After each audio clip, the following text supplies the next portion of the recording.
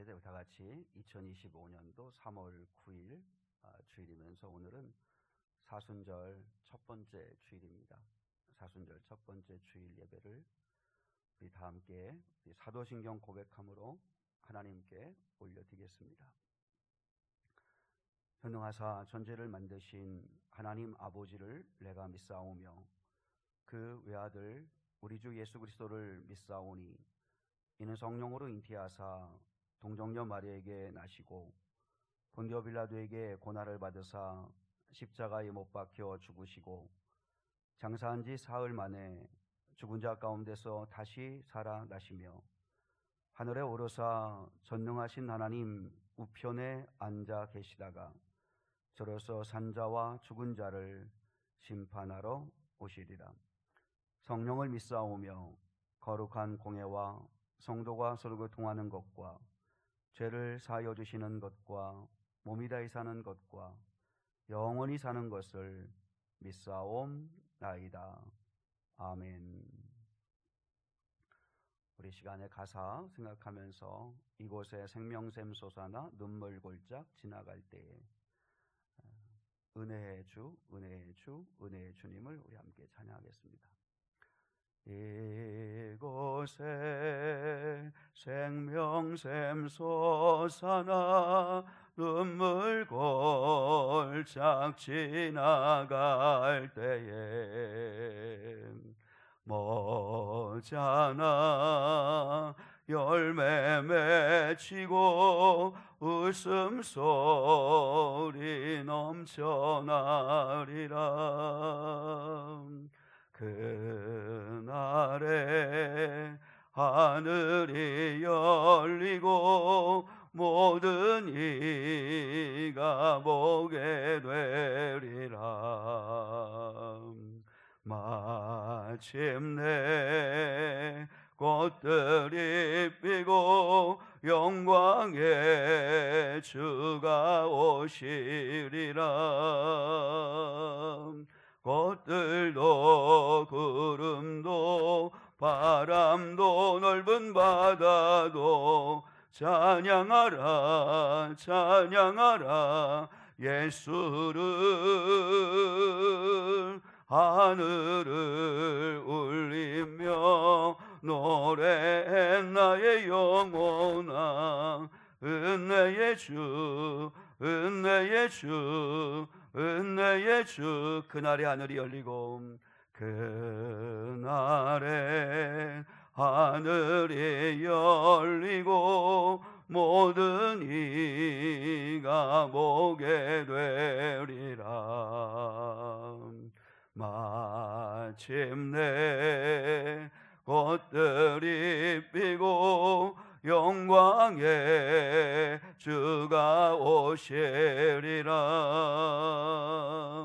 꽃들도 구름도 바람도 넓은 바다도 찬양하라 찬양하라 예수를. 하늘을 울리며 노래해 나의 영혼아 은혜의 주 은혜의 주 은혜의 주. 주여 우린 연약합니다. 우린 오늘을 힘겨워합니다. 주 뜻 이루며 살기엔 부족합니다. 우린 연약합니다. 우리 함께 이 시간에 우리 고백을 담아 믿음을 담아 찬양하겠습니다. 주여 우린 연약합니다. 우린 오늘을 힘겨워합니다. 주 뜻 이루며 살기엔 부족합니다. 우린 연약합니다. 주여 우린 연약합니다. 주여 우린 연약합니다. 우린 오늘을 힘겨워합니다. 주 뜻 이루며 살기엔 부족합니다. 우린 연약합니다. 한없는 주님의 은혜 온 세상 위에 넘칩니다. 가릴 수 없는 주 영광 온 땅 위에 충만합니다. 주님만 이 길이 오니 우린 그 길 따라갑니다. 그날에 우릴 이루실 주는 완전합니다. 주여 우린 넘어집니다. 오늘 하루 또 실수합니다.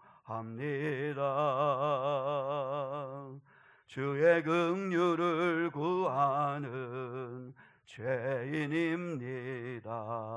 우린 주만 바라봅니다. 주여 우린 넘어집니다. 주여 우린 넘어집니다. 오늘 하루 또 실수합니다.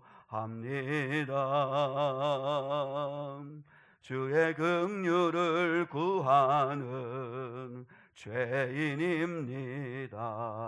우린 주만 바라봅니다. 한없는 주님의 은혜, 한없는 주님의 은혜 온 세상 위에 넘칩니다. 가릴 수 없는 주 영광 온 땅 위에 충만합니다. 주님만 이 길이 오니 우린 그 길 따라갑니다. 그날에 우릴 이루실 주는 완전합니다.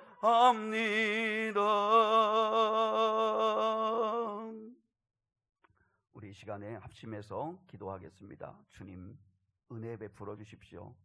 우린 연약하고 또 실수하고 넘어지고 그리고 죄인입니다. 주님의 은혜가 필요합니다. 이 시간 주의 은혜가 저희의 심령 가운데, 우리 삶 가운데, 또 주님의 은혜가 우리 민족 위에, 우리 미래교회 위에, 사는 성도들 위에, 이 시간 예배하는 이 시간 위에, 말씀 전하는 저의 위에 하나님의 은혜가 임하기를 원합니다 하는 마음 담아서 같이 하나님 앞에 우리 합심해서 기도하겠습니다. 하나님 아버지 감사합니다. 거룩하시고 자비하신 아버지 하나님, 오늘 이 아침에도 저희를 불러주셔서 진심으로 감사합니다. 하늘에 계신 하나님 아버지 앞에 이 시간 은혜와 사랑과 자비와 긍휼과 인내함을 구합니다. 거룩하신 아버지 하나님의 은혜 없이는 저희 살 수 없는 연약한 자들입니다. 주님 찬송 가사처럼 우리는 연약합니다. 우리는 늘 넘어집니다. 우리는 아버지 하나님이여 늘 아버지 실수합니다. 우리는 하나님 아버지 앞에서 은혜 없이 살 수 없는 죄인들입니다. 거룩하시고 자비하신 아버지 하나님, 오늘 이 시간에도 하나님의 놀라우신 용서와 치료와 구원의 은혜가 임하게 하여 주시옵소서. 하나님의 은혜를 사모하여 주님 앞에 왔사오니 저희를 주님께서 충만한 은혜로 채워주시고 돌려보내 주시옵소서. 그냥 빈마음으로 허전함으로 왔다가 아버지 또한 허전함으로 헛헛함으로 가지 않게 도와주시고 하나님의 놀라우신 은혜와 사랑으로 충만히 채움받고 감사와 감격과 기쁨을 회복하며 하나님의 뜻과 아버지 말씀을 마음에 품고 돌아갈 수 있게 하옵소서. 거룩하시고 자비하신 아버지 하나님, 매 주일마다 맞이하는 이 예배 시간이 우리의 영혼을 살리고 우리의 삶을 새롭게 하는 은혜의 통로가 되게 하여 주시옵소서. 하나님 아버지, 이 나라 이 민족 위에 은혜가 임하기를 소망합니다. 하나님, 미움과 분열과 증오와 다툼과 또한 아버지 하나님 시기와 질투가 가득한 이 땅 위에 하나님의 자비와 긍휼과 은혜가 넘치게 도와 주시옵소서. 아버지, 그리스도인들과 교회를 통로로 써 주시옵소서. 하나님 아버지, 우리 미래교회 위에 은혜와 자비와 긍휼이 임하게 하옵소서. 아버지 하나님께서 회복자라고 하시는 사명을 주셔서 세우신 교회이오니 하나님께서 책임져 주시고 은혜와 자비를 베풀어 주시옵소서. 오늘 거룩한 주일 예배를 드리는 성도들에게 충만한 은혜가 임하게 하여 주시옵소서. 이 시간도 말씀으로 찾아와 주시고 하나님 우리의 심령을 새롭게 변화시켜 주시옵기를 원합니다. 하나님 임재하여 주시옵소서. 하나님의 놀라우신 은혜가 임하게 하여 주시옵소서. 거룩하시고 자비하신 아버지 하나님께서 역사하여 주시옵소서. 말씀을 대언하며 선포하는 종에게도 기름 부어 주셔서 하나님의 생명의 말씀을 증거할 수 있게 하옵소서. 전하는 자와 듣는 자가 모두 한 마음으로 은혜가 되게 하여 주시고 그 말씀 앞에 결단하게 도와주시옵소서. 이 시간 역사해 주시고 인도하시고 함께하여 주실 줄 믿고 예수 그리스도의 이름으로 기도하옵나이다. 아멘.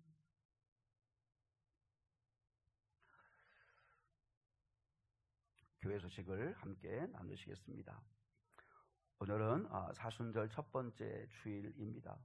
사순절은 3월 5일 지난 수요일부터 4월 19일 토요일까지 주일을 뺀 40일을 이야기합니다. 이 40일 사순절 기간 동안에는 특별히 예수님의 사랑, 예수님의 또 우리를 위한 고난받으심을 더 깊이 묵상하는 시간들입니다. 그런 시간들이 꼭 될 수 있기를 원합니다.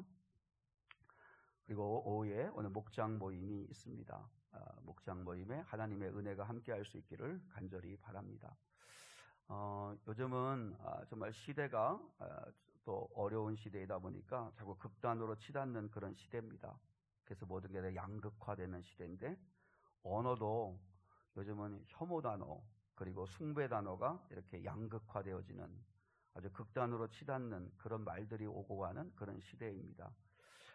그런 시대이기 때문에 더욱더 여러분이 목장 모임을 하거나 할 때 오히려 세상 이야기, 정치 이야기 이야기하기보다 주님 이야기, 나와 주님에 대한 이야기를 나누는 그런 시간이 될 수 있기를 원합니다.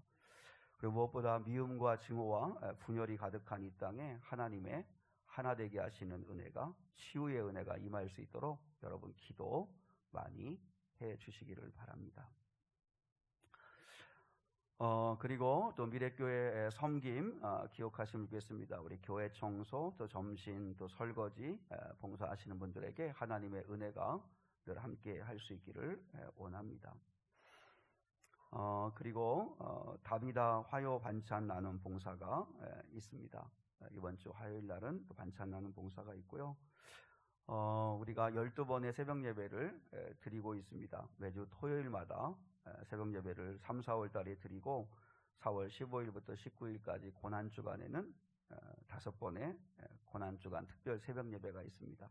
이 12번의 새벽 예배 여러분이 또 의무감을 가지고 또 책임감을 가지고 참여하시면 좋겠습니다.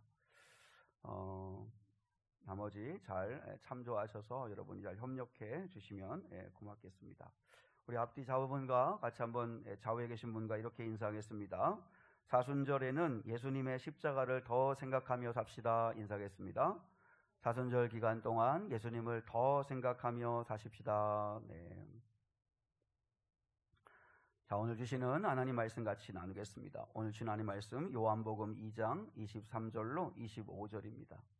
오늘 주시는 하나님의 말씀 요한복음 2장 23절로 25절 말씀입니다.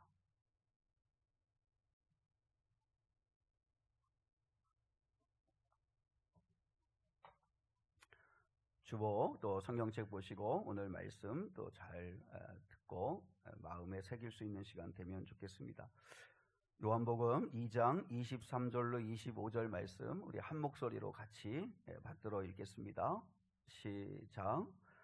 6월절에 예수께서 예루살렘에 계시니 많은 사람이 그의 행하시는 표적을 보고 그의 이름을 믿었으나 예수는 그의 몸을 그들에게 의탁하지 아니하셨으니 이는 친히 모든 사람을 아심이요 또 사람에 대하여 누구의 증언도 받으실 필요가 없었으니 이는 그가 친히 사람의 속에 있는 것을 아셨음이니라. 아멘. 주님은 사람을 아셨다. 주님은 사람을 아셨다 라고 하는 제목 가지고 함께 말씀을 나누겠습니다. 누가복음 15장에 보면 탕자의 비유가 있는데 그 탕자의 비유의 말씀을 이렇게 읽어보면 집을 나간 탕자가 아버지께로 돌아왔을 때가 언제인가? 그때는 자기 자신을 발견했을 때였습니다. 이 아들이 발견한 게 뭐였냐면 첫 번째는 나에게 아버지가 있다는 것을 발견하게 됩니다. 애써 부인했던, 애써 잊고 살았던 아버지가 나에게 있다는 것을 알게 되죠. 우리 사랑하는 성도들에게도 부탁을 합니다. 여러분이 인생을 살아갈 때 정말 힘들 때, 정말 두려울 때, 정말 삶이 버거울 때 나에게도 하나님 아버지가 계시지, 내가 왜 이렇게 고아처럼 내 인생의 집을 나 혼자 이렇게 짊어지고 고민하며 살지? 하나님 아버지가 계시지 하고 깨닫는 그런 은혜가 있을 수 있기를 원합니다. 그리고 이 탕자가 두 번째 발견한 것은 내가 아버지께 큰 죄를 지었구나 하는 것을 깨닫습니다. 내가 아버지 앞에 큰 죄를 지었구나, 죄인이라는 것을 깨닫습니다. 세 번째는 아버지께 돌아가야만 산다는 것을 깨닫습니다. 아버지에게 돌아가야 그게 사는 길이라는 걸 알게 되는 거죠. 그리고 내가 이렇게 세상에서 종노릇할 사람이 아니라 나는 누군가의 소중한 아들이라는 것을 깨닫게 됩니다. 내가 이렇게 세상에서 이리 치고 저리 치고 세상의 죄에 종노릇하고 그리고 세상 비유 맞추면서 사람 비유 맞추면서 이렇게 종노릇하며 사는 사람이 아니라 내가 하나님의 자식이다, 하나님의 아들, 딸이다 라고 하는 사실을 깨닫게 되죠. 탕자가 아버지께 돌아가서 회복될 수 있었던 것은 자기 자신을 발견했기 때문이었고 그리고 아버지를 발견했기 때문이었다라고 하는 거예요. 그러니까 무슨 말이냐면 우리가 내가 어떤 존재인가를 아는 게 중요하다는 거죠. 오늘 본문에서 24절과 25절에서 두 번 반복되는 단어가 나오는데 주님이 아셨다고 얘기합니다. 아셨다. 사람을 아셨다. 사람의 속을 아셨다. 이렇게 말씀하셨죠. 주님은 사람을 아셨다고 말씀하세요. 그러니까 우리도 알아야 됩니다. 알아야 돌아갈 수 있고 알아야 바로 살 수 있고 그래야 하나님을 붙들 수 있게 된다는 거죠. 자, 그러면 첫 번째로 주님이 뭘 아셨을까? 첫 번째는 사람들이 믿는다고 하지만 참 믿음이 아니라는 걸 알았습니다. 자, 우리 한번 23절 다시 볼게요. 23절. 자, 같이요. 시작. 6월절에 예수께서 예루살렘에 계시니 많은 사람이 그의 행하시는 표적을 보고 그의 이름을 믿었으나 이렇게 말씀했죠. 예수님이 제일 첫 번째 표적은 갈릴리 가나에서 물을 포도주로 만드는 사건이죠. 표적이라는 건 세메이온이라고 말했죠.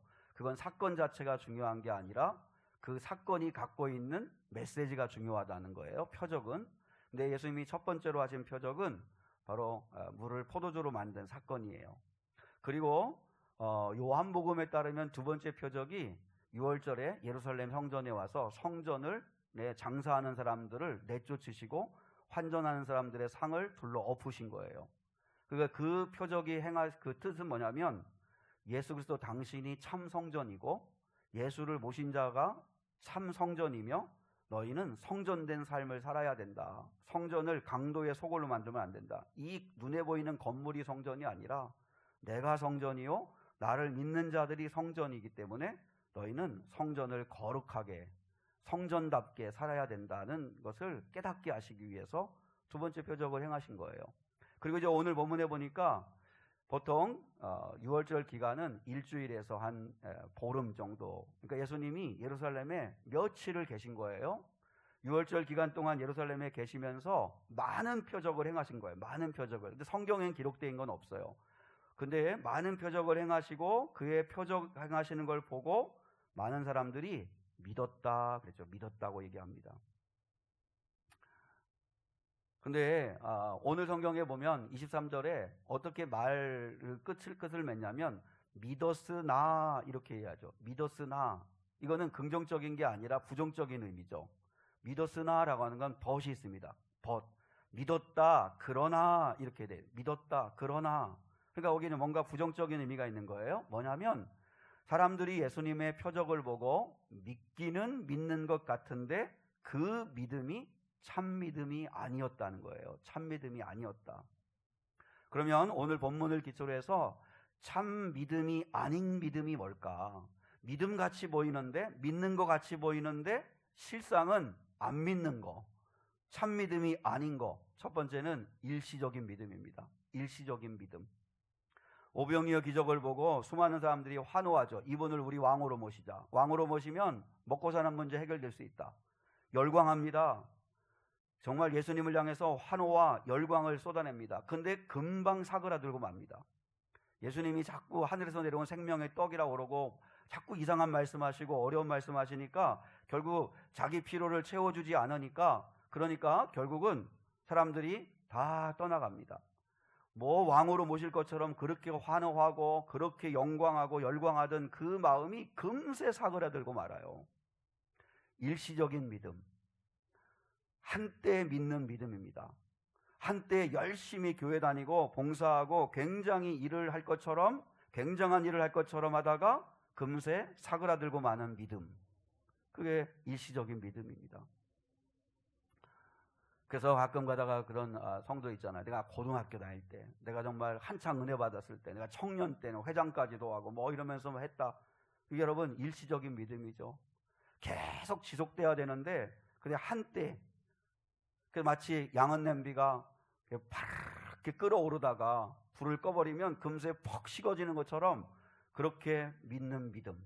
그걸 주님은 참 믿음이라고 하지 않으신다는 거죠.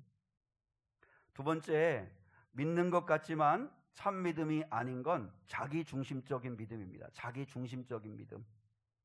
예수님이 예루살렘에 이렇게 입성하실 때 수많은 사람들이 종려나무 가지를 꺾고 호산나 호산나 다윗의 자손으로 오시니요 이러면서 그들을, 예수님을 얼마나 환호하고 그리고 예수님을 따르는지 몰라요.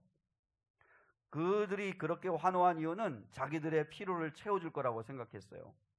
강력한 왕 같은, 다윗 왕 같은 메시아가 되어가지고 그래서 우리에게 자유를 찾아주고 그래서 어떤 나라보다도 이스라엘을 강한 나라가 만들어줄 거라고 생각하는 그런 메시아를 기다렸어요. 그래서 환호했어요.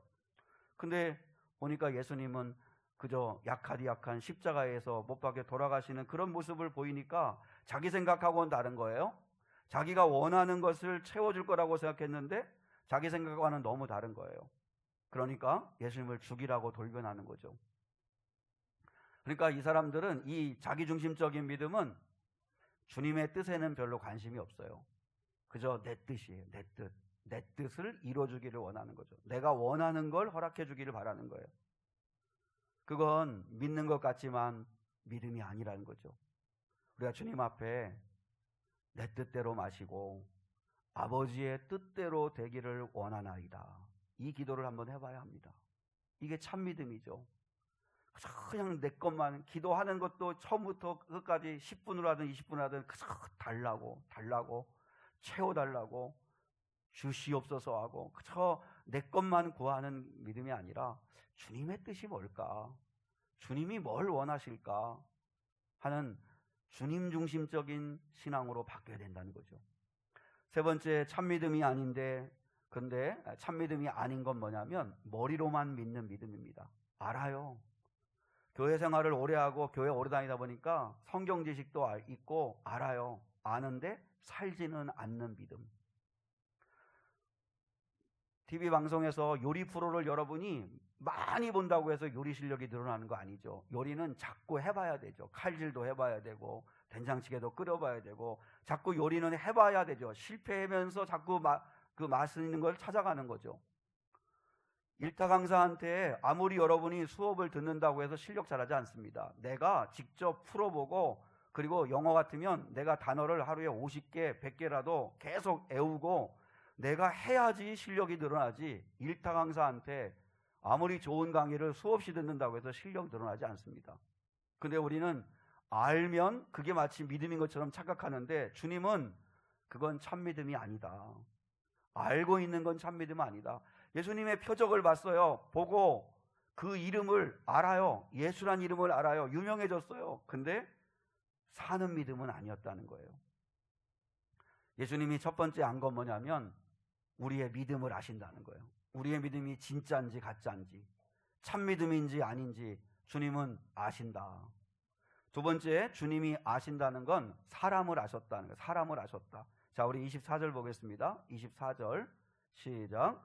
예수는 그의 몸을 그들에게 의탁하지 아니하셨으니 이는 친히 모든 사람을 아심이요. 많은 사람이 예수님을 따랐습니다. 예수님의 곁에는 수많은 사람들이 있었어요. 근데 예수님은 그들을 의탁하지 않으셨다, 이렇게 말합니다. 그러니까 예루살렘에서 예수님이 행하시는 그 놀라운 일들을 보고 예수님을 따랐지만, 그러나 그 예수님이 수많은 사람들이 곁에 있었지만, 그러나 주님은 한 번도 그들을 의탁하지 않으셨다. 여러분, 오늘 본문에 23절 마지막 부분에 믿었다 하는 말이죠. 믿었으나 할 때 믿었다는 말과, 그리고 24절에 의탁했다 하는 말, 물론 이제 부정적으로 쓰여졌지만 의탁하다는 말과 23절에 믿었다, 24절에 의탁했다는 그 헬라어의 원어가 똑같아요. 피스튜오라고 하는 말인데, 이 말은 믿는다, 의지한다 라는 뜻이에요. 그러니까 무슨 말이냐면, 예수님은 많은 사람들이 예수님을 믿는다고 했어요. 그 믿는다고 했고 예수님을 의지한다고 했지만, 주님은 한 번도 그 사람들을 믿지 않았다는 거예요. 믿었다, 이 의탁하지 않았다라고 한 말이 미래 완료형이에요. 미래 완료형이라는 말은 무슨 말이냐면 한 번만 한 게 아니라 계속적으로 그렇게 하셨다는 거예요. 그러니까 주님은 한 번도 주위의 사람들이 자신을 믿는다고 이야기하지만 주님은 그들을 믿지 않으셨다. 그들을 의지하지 않으셨다는 거예요. 왜 그랬다는 거죠? 그 사람을 아셨기 때문에 주님은 그들의 믿음이 참 믿음이 아니라는 것도 아셨고, 그리고 사람을 아신 거예요. 사람이 어떠냐 하는 걸 아셨기 때문에 주님은 주변에서 믿는다고 열광하면서 따라오는 사람들이 많았지만 한 번도 주님은 그들을 믿지 않으셨다, 의지하지 않으셨다라고 하는 이야기입니다. 물론 믿지 않았다는 말이 무시했다는 말도 아니고, 그리고 필요 없다는 그런 뜻이 아닙니다. 사람을 아셨다는 거죠. 여러분은 사람을 얼마나 아세요? 창세기 2장 7절에 보면, 우리 한번 같이, 우리 주보에 있는데 한번 읽어볼까요? 같이 시작. 여호와 하나님이 흙으로 사람을 지으시고 생기를 코에 불어 넣으시니 사람이 생명이 된지라. 여러분, 중요하죠. 사람을 하나님이 어떻게 만드셨는가를 기록하고 있는 거예요. 하나님은 사람의 몸은 흙으로 만드셨어요. 여호와 하나님이 흙으로 사람을 지으시고, 사람의 육체는 흙으로 지으셨어요. 그래서 사람의 몸은 흙에서 와서 흙으로 가는 거예요. 물론 마지막 날에는 고린도전서 15장에 있는 말씀처럼 몸의 부활이 있어요. 몸도 영원한 몸을 입고 다시 살아나게 하실 거라고 말씀하시지만, 그러나 일단은 이 땅에서는 우리의 몸은 화장을 하든 땅에 매장을 하든 흙에서 왔기 때문에 흙으로 가요. 그런데 사람에게는 생기를 코에 불어넣어 주셨어요. 사람에게만 영을 불어넣어 주셨어요. 그래서 사람은 생령이 되었다 그래요. 생령이라는 게 뭐예요? 살아있는 영적 존재가 되었다는 거예요. 영적이라는 게 뭐예요? 영적이라는 거, 짐승과는 달라요. 짐승과 사람이 근본적으로 같은 건 육체는 흙으로 만든 거예요. 사람도 흙으로 만들었고 새도 흙으로 만들었고 짐승도 흙으로 만들었어요. 그 육체는 다 흙으로 만들어서 흙으로 가는데, 근데 사람과 짐승이 근본적으로 다른 건 사람에게는 하나님이 영을 넣으셨어요. 그래서 영적 존재예요. 영적 존재란 말은 뭐냐면, 그래서 신을 찾는 거예요. 신을 찾는 건 영적인 존재들만 가능해요. 물론 잘못 찾아서 문제지만, 참 대신 하나님을 찾아야 되는데 다른 가짜 신을 찾으니까 문제지만, 신을 찾는 종교성을 갖는다는 건 우리가 영적인 존재이기 때문에 그래요. 귀신을 의식하는 것도 영적인 존재죠. 그리고 예배하는 거, 기도하는 거, 이건 영적 존재이기 때문에 할 수 있는 거예요. 짐승은 영이 없어요. 그래서 후회하지 않아요. 짐승은 회개하지 않아요. 사람만이 뉘우치고 후회하고 회개해요. 짐승은 기도하지 않아요. 짐승은 감사하지 않아요. 오직 사람은 감사하기도 하고 원망하기도 하고, 그리고 그렇게 하는 거예요. 왜요? 영적 존재니까. 그래서 짐승은 짐승으로 대접하면 돼요. 개를 사람처럼 취급하면 안 돼요. 가끔 가다가 이렇게 동네길 이렇게 산책하는데 얘야 얘야 하길래 이렇게 돌아보니까 개예요. 그래서 자식처럼 막 이렇게 위하는데, 한 번은 어떤 분이 나 진짜 그런 줄 알았어요. 우리 애는 내가 집에 가면 엄청나게 나를 반가워해. 그리고 우리 애는 나를 얼마나 잘 따르는지 몰라. 아이고 우리 애는 진짜 척하면 척이야. 천재 같아. 그래서 난 정말 저 집 자식 잘 키웠나 보다 했는데, 개 이야기더라고요. 개 이야기. 물론 개를 사랑하는 건 좋은데, 근데 개는 개죠, 그죠? 개가 사람의 대우를 받는 건 아니죠. 아무튼 사람과 짐승은 근본적으로 달라요. 하나님은 사람에게만 영을 불어넣으셔서 사람만 영적 존재가 되게 하셨다는 거죠. 그런데 이제 인간이 죄를 지음으로 인해서, 그래서 예수님이 아셨어요. 사람은 약하다는 거를 아세요. 예수님이 체포되기 직전에 베드로가 예수님께 이렇게 말합니다. 주님, 모두 다 주를 버릴지라도 저는 결코 주를 버리지 않겠습니다. 여러분, 우리 같으면 고맙잖아요. 그죠? 말이라도 그렇게 해주니까 고맙잖아요. 말이라도 그렇게 해줘서 참 고마워. 우리는 사실 그 말도 돈 드는 것도 아닌데 말이라도 좋게 해주면 참 좋을 텐데, 그죠? 너밖에 없구나. 그래도 참 베드로 너는 좀 다르구나. 그래도 그렇게 말해주니 참 고맙구나 할 수 있는데, 주님은 뭐라고 하셨냐면, 우리 한번 말씀에 있죠. 우리 34절 한번 같이 읽어볼까요? 시작. 예수께서 이르시되 내가 진실로 내게 이르노니 오늘 밤 닭 울기 전에 내가 3번 나를 부인하리라. 주님은 갑분싸예요. 갑분싸. 아주 분위기를 싸하게 만드시는 분이죠. 여러분, 왜 주님이 이렇게 말씀하셨죠? 베드로를 아셨어요. 그러니까 사람을 아셨어요. 사람을 아셨어요. 예수님은 제자들을 사랑하셨지만 믿지 않으셨어요. 의지하지는 않으셨어요. 이 말은 아까도 말씀드렸지만 제자들을 무시했다는 말이 아니에요. 너 제자들 니까지 것들 필요 없어 이렇게 말하는 게 아니에요. 사람이 얼마나 약한지 아셨다는 거예요. 약속 하나도 그렇게 베드로가 큰 소리를 치지만 몇 시간 만에 상황이 바뀌면 또 그러면 행동이 바뀌고 말이 바뀔 수 있는 연약한 존재라는 걸 주님은 아셨다는 거예요. 큰 소리 치지만 그러나 그 말을 책임질 수 없는 존재라는 걸 아셨다는 거예요. 주님은 사람이 악하다는 걸 아세요. 사실 그래요. 우리가 얼마나 못되고 얼마나 우리가 악한지 몰라요. 선을 행하기 원하나, 바울이 했죠. 선을 행하기 원하나 내 속에 죄가 있어서 끊임없이 나를 죄로 끌어가는도다. 우리 가끔 그래요. 나 이제 앞으로 절대로 그럴 일 없다고. 한 번만 믿어달라고. 내가 이제 이번은 틀림없다고. 나를 한번 믿어봐달라고. 근데 또 실망시키죠. 또 뒤집죠.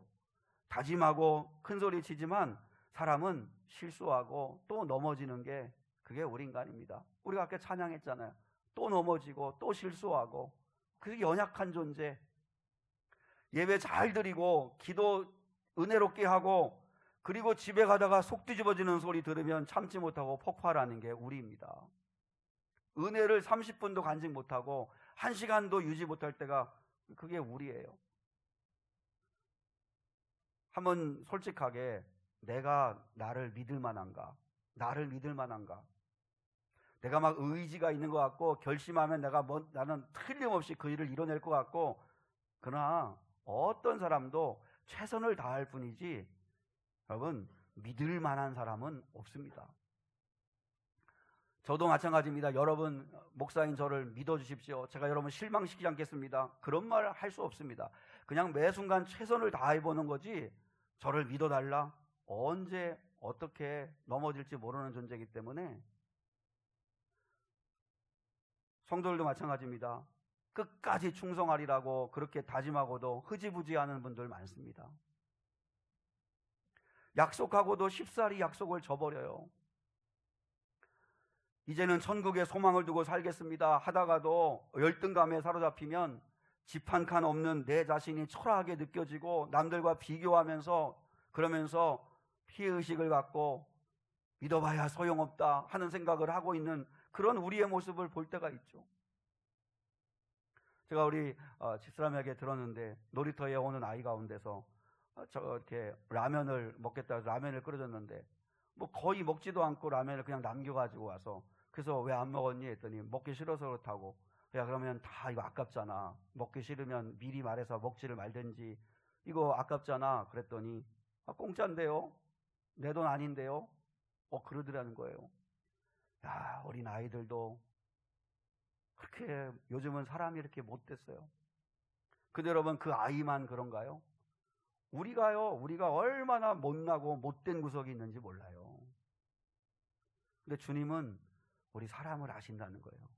그래서 주님은 사람을 의지하지도 않으시고 믿지 않으셨다 이렇게 말씀하시죠.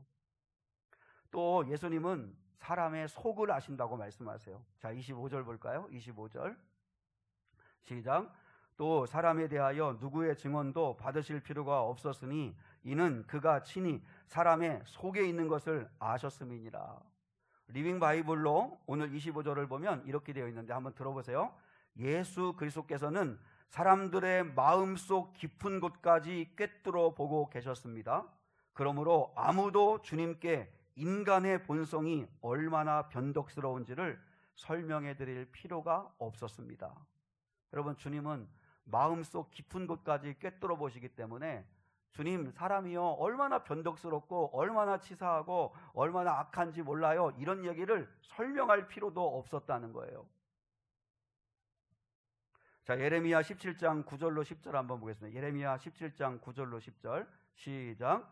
만물보다 거짓되고 심히 부패한 것은 마음이라 누가 능히 이를 알리오마는 나 여호와는 심장을 살피며 폐부를 시험하고 각각 그의 행위와 그의 행실대로 보응하나니. 심히 부패한 게 사람의 마음이래요. 심히 부패한 게 사람의 마음이고, 근데 하나님은 심장, 폐부를, 속을 다 살피신다는 거죠. 오늘 여러분이 지금 예배드리는데 여러분이 속으로 무슨 생각을 하는지 저는 모르지만, 그래서 딴 생각을 하시는지 뭐 어떤 판단을 하시는지 모르지만 주님은 그 속을 다 아신다는 거죠. 이 속을 아셨다는 말은 뭐냐면 간사함을 아셨다는 뜻입니다. 언어의 의미는 간사함을 아셨다. 참 사람 마음이 간사하지? 뭐 이런 말 많이 하는데, 가룟 유다를 보세요. 자기 입속을 위해서 예수님 사랑하는 척 하면서 겟세마네 동산에서 계신 예수님 앞에 와서 입 맞추잖아요. 그게 인간의 그 간사함이에요. 속에는 그 은30 빠지고 돈 벌려고 예수를 넘겨주려고 그러면서 예수님을 사랑하는 척, 그러면서 아닌 척 그러면서 주님 앞에 와서 입 맞추는 가룟 유다. 그러면 가룟 유다만 여러분 욕해야 되나요? 우리 속에도 이런 부패함이, 이런 마음들이 있다는 거죠. 아닌 척, 그런 척, 거룩한 척 하지만 누가 죄 없다고 하겠어요? 어떤 분이 전도하는데 그 참 중년의 그 어르신은 정말 누가 봐도 정말 도덕적으로 교양 있게 품위 있게 참 잘 산 사람이에요. 근데 목사님이 전도하는데 나는 정말 내가 사는다고 부끄럽지 않게, 양심에도 부끄럽지 않게, 또 그다음에 내가 범법하지도 않고 내가 정말 교양 있게 내 최선을 다해 살았다고, 그러니까 자기가 죄인이라는 걸 인정을 하지 않으시더라는 거죠. 그래서 그때 목사님이, 어르신께서 대한민국에 범한 적은 없을지 몰라도 우리가 마음속으로 얼마나 많은 사람들을 미워하고 증오하고 마음속으로 판단하고 그리고 마음속으로 추한 생각들을 얼마나 많이 했습니까? 그 마음을 꿰뚫어 보시는 하나님 아버지 앞에서는 우린 다 죄인입니다.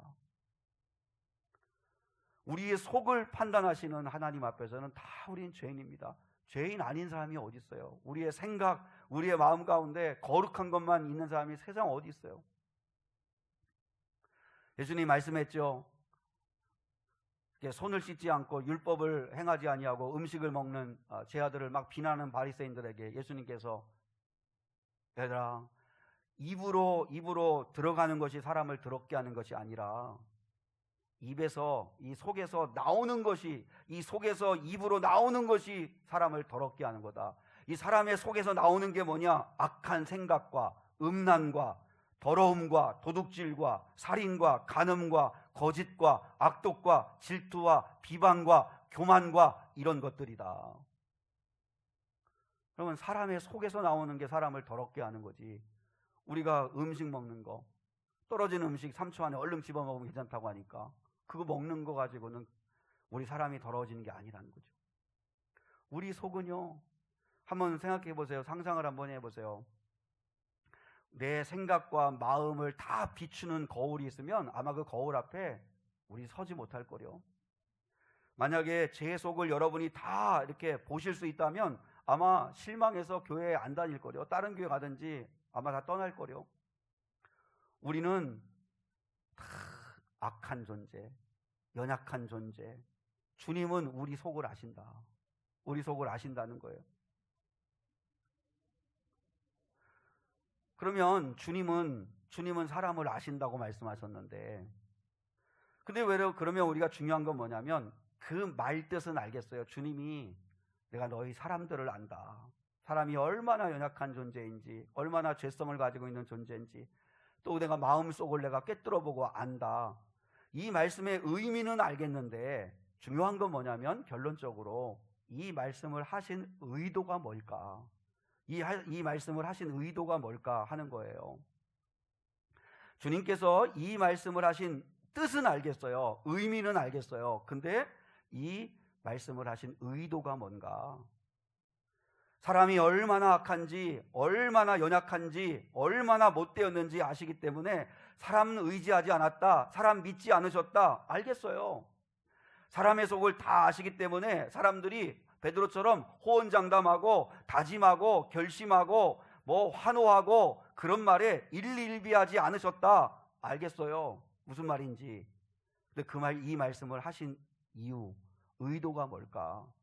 첫 번째는요, 그럼에도 불구하고 나는 너희들을 믿어주겠다는 거예요. 우리가 믿을 만한 해서 믿어주는 게 아니라 믿어주시는 거예요. 믿어주시는 거예요. 다시 말하면 주님은 기다려주시겠다는 거예요. 베드로가 게바가 되고 반석과 같은 자가 될 수 있도록 기다려주시는 거예요. 예수님은 우리들이 약하다는 것을 아세요. 믿을 만하지 못하다는 것을 아세요. 그럼에도 불구하고 여전히 믿어주시고 여전히 기다려주시고 여전히 지켜봐 주시는 그런 분이 우리 주님이시라는 거죠. 왜 그렇게 하시죠? 우리를 사랑하시니까. 이렇게 말씀을 하시지만 어떻게 보면 너무 차가운 말씀 같지만, 그러나 주님은 그럼에도 불구하고, 실상이 그럼에도 불구하고 나는 너희를 포기하지 않겠다. 제 아들에게도 그 믿음을 주셨잖아요. 그러니까 베드로는 그걸 알고 돌이킬 수 있었잖아요. 가룟 유다는 그걸 깨닫지 못하니까 자기 길로 가고 자기 생각대로 살죠. 주님은 우리가 참된 믿음에 이르기를 바라시고 기다리십니다. 넘어지고 실수하고 연약하지만 그럼에도 불구하고 참된 믿음으로 날마다 자라가기를 원하십니다. 유대인 아브라함의 후손인 정통 유대인이 아닌 이방인들 가운데 예수님을 기쁘시게 해드린 두 사람이 있죠. 한 사람은 가버나움의 백부장, 한 사람은 수로보니게의 여인. 그 가버나움의 백부장은 이방인이었습니다. 로마의 총독의 로마 황제의 그 명령을 받고 가버나움에 와서 이제 백부장으로서 군복무하는 이방인이었는데, 근데 그가 어떤 믿음을 가졌어요? 주님, 말씀만 해주십시오. 그러면 내 하인이 낫겠습니다. 주님의 그 말씀 한마디를 절대 권위가 있음을 인정했어요. 나도 누가 내 상급자가 나한테 명령하면 내가 그대로 합니다. 내 부하들도 내 말을 그대로 합니다. 주님, 나의 주인이시니 말씀 한마디만 해주시면 내 하인이 낫겠습니다. 주님의 말씀에 대한 절대 권위를 인정하는 믿음. 주님이 너무 기쁘셔가지고 내가 이만한 믿음을 만나보지 못했다. 수로보니게의 여인, 병든 자기 딸을 데리고 와서 주님 앞에 왔는데 주님이 처음에는 아예 무관심하세요. 무시하세요. 아예 냉대하세요. 그러더니 조금 있더니 모욕적인 말씀을 하세요. 이 자녀들이 먹어야 할 이 떡을 개들에게 주는 법은 없다. 주님이 모욕적인 말씀을 해주세요. 근데도 불구하고 이 여인이 여전히 주님의 성품을, 저게 본심이 아니라는 걸 알고 끝까지 주님을 신뢰하고 매달려요. 이 여인의 믿음은 뭐예요? 절대 믿음이에요. 주님에 대한 절대 믿음. 내가 이해되지 않는 길로 나를 인도하고 도무지 왜 이렇게 하시는지를 모르겠어도 여전히 주님을 신뢰하고 믿음으로 나갈 때 주님은 너무 기뻐하셨죠. 네 믿음대로 될지어다 말씀해 주시죠. 주님은 우리를 기대해 주십니다. 우리는 전혀 믿을 만한 사람들이 못 됩니다. 말도 수시로 바꾸고 결심했다가도 뒤바꾸고 그런 존재지만, 그러나 우리의 믿음이 계속 자라기를 기다려 주시고 포기하지 않으시고 지켜봐 주시는 주님이시다. 두 번째, 이 말씀을 하신 의도는 우리의 모습이 어떠하든지 나는 너를 사랑하겠다는 말씀입니다. 나는 너를 사랑하겠다. 요한복음 13장 1절에 이렇게 말씀했죠. 세상에 있는 자기 사람들을 사랑하시되 끝까지 사랑하시니라. 주님은 12제 아들 다 예수님을 모른다고 부인하고 도망갑니다. 베드로는 3번이나 예수님을 부인하고 맹세하고 저주까지 했죠. 가룟 유다는 예수님을 팔아버렸죠. 제 아들 뿔뿔이 탁 터져 도망갈 것을 아셨음에도 불구하고 그 마가의 다락방에서 예수님과 함께 예수님이 그 최후의 만찬을 하시고 세족식을 하실 때 그때 첫마디가 예수님의 심정이 세상에 있는 자기 사람들을 사랑하시되 끝까지 사랑해 주시니라. 주님은 우리들을 너무나 잘 아시기 때문에, 우리 속을 다 꿰뚫어 보시는 분 주님이시기 때문에, 그래서 우리에게 실망하실 수 있는데도 불구하고 실망하지 않으시고 내가 사랑해 주시겠다는 거죠. 도대체 우리가 뭔데 불러주시고 써주시고 사랑해 주시고 넘어져도 기다려 주시고 또 다시 일으켜 주시고 그래서 사랑을 베풀어 주시는가? 이 사랑을 알라는 거죠. 내가 너를 안다. 내가 네 속을 안다. 그럼에도 불구하고 나는 여전히 너를 사랑한다. 그 사랑을 깨닫고 돌이키기를 원하시는 거죠. 결국은 우리가 돌이킬 수 있는 건 사랑을 깨달았을 때, 철들었을 때 돌이키는 거죠. 탕자가 아버지의 사랑을 깨달았으니까 돌이킬 수 있는 거죠. 우리 아버지는 돌아가면 나를 죽이실 거야, 그렇게 생각하면 못 돌아가죠. 근데 아버지는 나를 받아주실 거라는 걸 아니까 돌아갈 수 있는 거죠.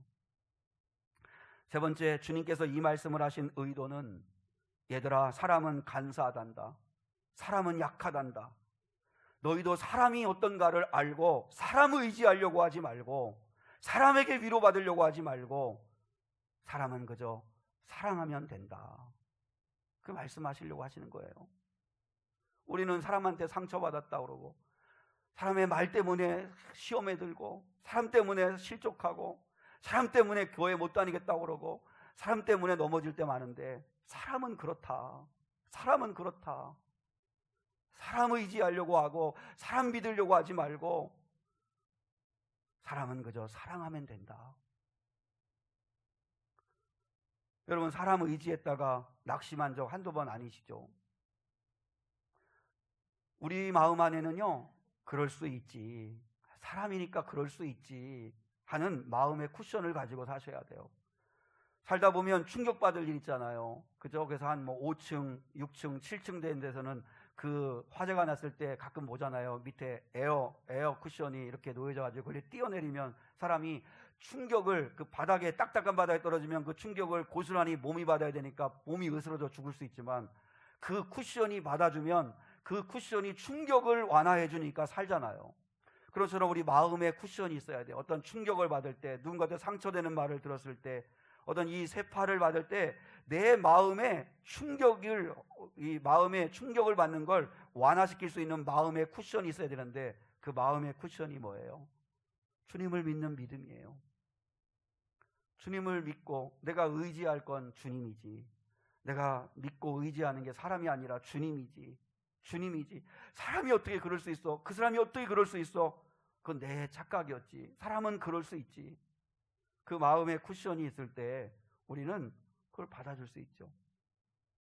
우리 부모님들 자식 너무 믿지 마세요. 네가 어떻게 그럴 수 있어? 너 그럴 줄 몰랐다. 그러지 마시고 사랑했으면 그것으로 족합니다. 또 자녀들도 부모님 너무 의지하려고 하지 말아요. 우리 부모님은 나한테 별로 해준 게 없어. 그런 말 하지 말고 지금까지 키워주고 지금까지 사랑해준 것만으로도 존경하면 됩니다. 목사도 성도도 서로 사람 기대하고 사람 의지하려고 하지 말고 붙여주신 사람들을 사랑하다 가면 됩니다. 한번 예전에 제가 그런 설교 제목 가지고 한 적이 있습니다. 사랑하는 일에만큼은 실패하면 안 된다 하는 설교 한 적이 있는데, 다윗이 그렇잖아요. 사울이 자기를 죽이려고 몇 번 그렇게 군사를 익히고 10년이 넘은 세월 동안 자기를 추격해서 도망가는 세월하는 가운데 2번이나 죽일 수 있는 기회, 복수할 수 있는 기회, 원수 갚을 수 있는 기회가 있을 때도 다윗은 사랑하기로 하죠. 하나님이 기름 부어 세운 사람을 내가 내 손으로 피를 묻히며 죽이려고 하지 않고 사랑하죠. 다윗은 사랑하는 일에 실패하지 않습니다. 하나님 사랑하는 일, 하나님을 가장 사랑하는 게 뭐예요? 하나님께 매 순간마다 묻는 거죠. 우리 사랑하는 성도 여러분, 사랑하는 일에는 실패하지 마십시오. 붙여주신 사람들은 사랑하라고 붙여준 거지 내가 믿고 의지하라고 붙여준 거 아닙니다. 믿고 의지할 분은 주님밖에 없습니다.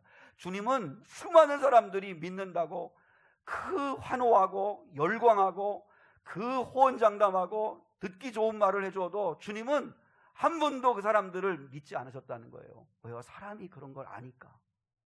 그러나 주님은 사랑하셨잖아요. 그 사람들을 당신이 죽기까지 사랑해 주셨잖아요. 우리도 그렇게 하시면 됩니다. 우리가 믿고 의지할 분은 오직 주님. 오직 주님. 주님은 절대로 우리를 실망시키거나 우리를 상처 주거나 하지 않으실 그 주님.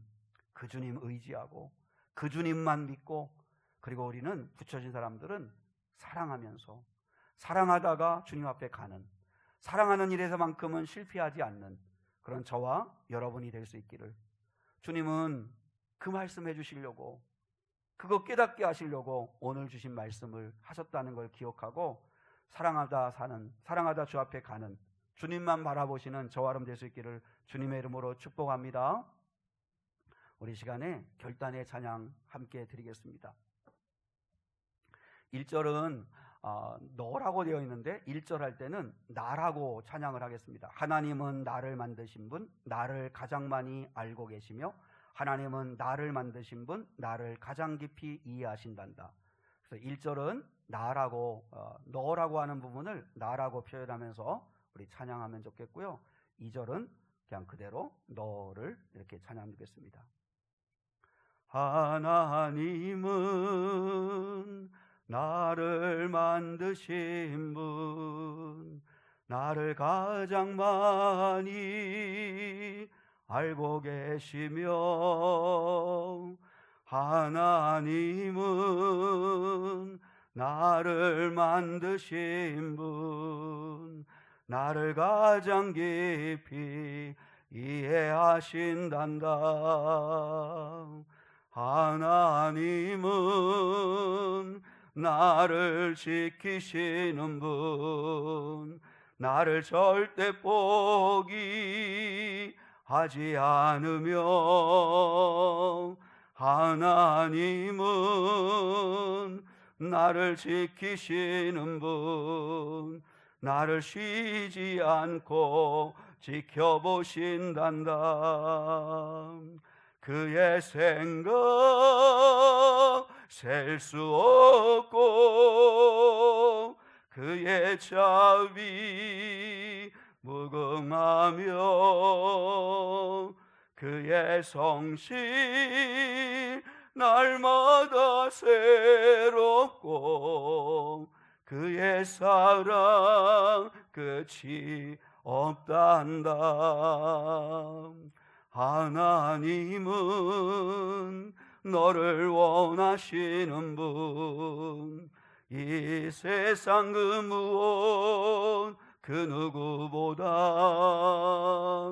하나님은 너를 원하시는 분, 너와 같이 있고 싶어 하신단다. 하나님은 너를 인도하는 분, 광야에서도 폭풍 중에도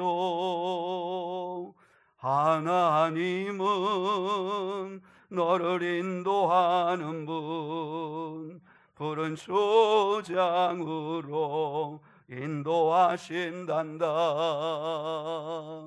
그의 생각 셀 수 없고 그의 자비 무궁하며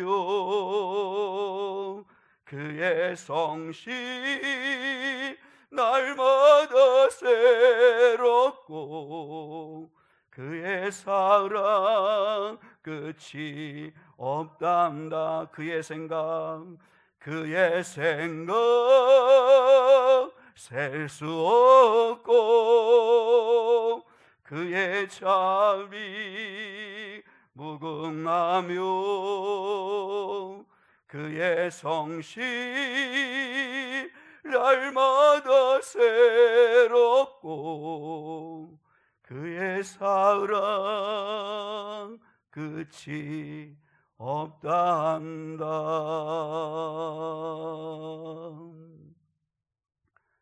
지금은 우리 주 예수 그리스도의 은혜와 하나님 아버지의 극진하시며 자비하시며 놀라우신 사랑과 성령 하나님의 함께하시며 동행하시며 인도하여 주시는 은혜가 무엇보다 사람을 아시는 주님 앞에 내가 어떠한 존재인가를 알고 내가 얼마나 연약하며 얼마나 악하며 얼마나 못됐는가를 알고 주의 은혜 없이는 살 수 없는 자임을 깨닫고 우리도 사람 때문에 낙심하고 사람 때문에 아파하고 사람 때문에 힘들어하지 말고 주님만을 의지하며 주님이 붙여진 사람들은 뜨겁게 사랑하다 주 앞에 가기 원하는 이 예배자들 위에 이제로부터 영원까지 함께 하시기를 간절히 축원하옵나이다. 아멘.